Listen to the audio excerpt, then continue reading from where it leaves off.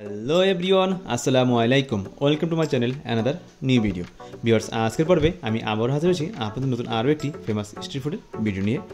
আর আজকের পর্বে আমি আপনাদের দেখাতে চলেছি ফেমাস ঝালমুড়ির ভিডিওটি। আর এই ঝালমুড়িটি এখানে খেতে হলে কীভাবে আসবেন এবং এই ঝালমুড়ির প্রাইস কত এক এক করে জানাবো পুরো ভিডিওটির মাধ্যমে। তাহলে আপনারা পুরো ভিডিওটি আমার সাথে থাকবেন, আমি এটুকু আশা রাখি।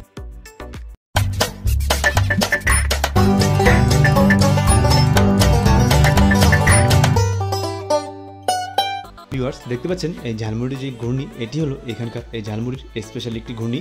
এই ঘূর্ণিটি আমার কাছে প্রথম মনে হয়েছিল এটি একটি হালিম, কিন্তু না, পরে দেখলাম এখানে বিভিন্ন ধরনের মিশ্রণ রয়েছে।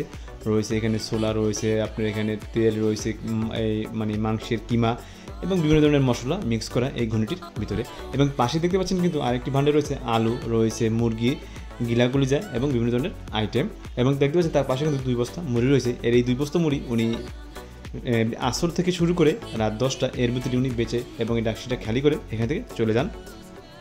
আর ওনার এখানে ঝালমুড়ির সর্বনিম্ন প্রাইস হলো 20 টাকা এবং সর্বোচ্চ প্রাইস হলো 100 টাকা।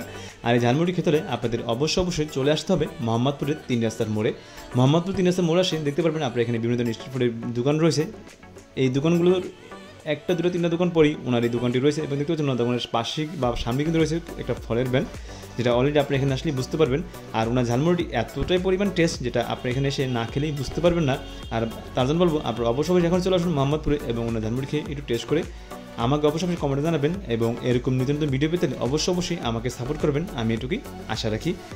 আর আজকে বেশি কথা বলবো না, আজকে আমি আপনাদের মাঝখান থেকে এখানেই বিদায় নেব। আর দেখা হচ্ছে পরবর্তী ভিডিও। সে বন্ধু আপনারা সকলেই ভালো থাকবেন, সুস্থ থাকবেন, এই দেওয়া কামনায় আজকে এখানে শেষ করছি। আল্লাহ হাফেজ।